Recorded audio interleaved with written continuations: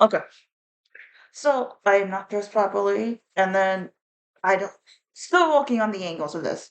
But so far from the project, we have a disposable t-shirt that we're going to use, a knife, and a bag of herbs, which I use bay leaves.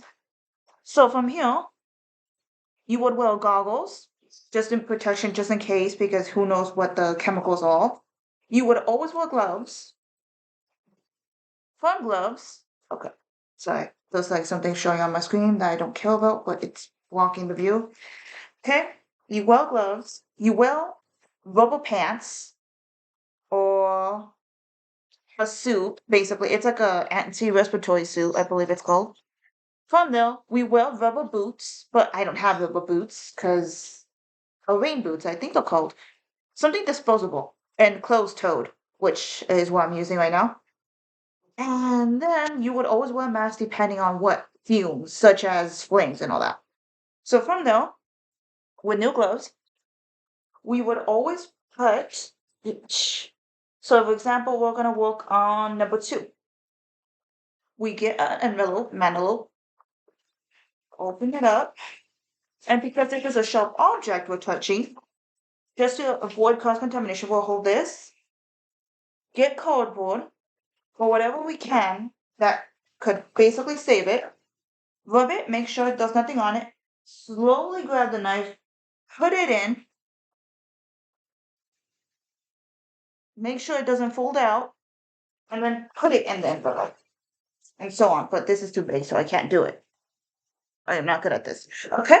And from there, on envelopes, we're going to put number 2, because that's the object we're using, number 2.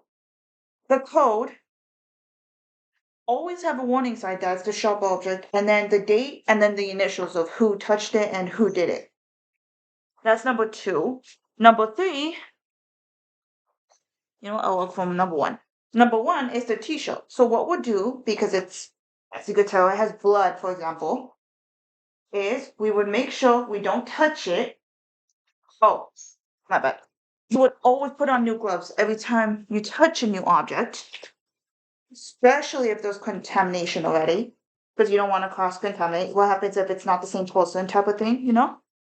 So from there, you would always put new gloves on,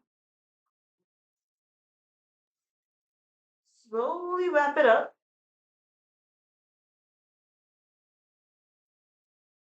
put it in the folder, you know. I'm not good at this, so sorry.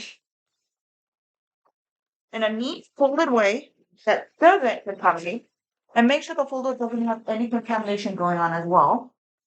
From there, same thing as number 1, number 2, the date, the code number that we're using, the number of the object, the initials, and the date of today, or when it was done. Number 3, same thing, it's only in a bag, so we don't have to worry too much. Just put it in the bag and everything else. And same thing, number 3, the code we're using, right? Let's see. Case number, which is 2021134. The date, which is right here, February 11th, 25. My initials, my first name and last name initials.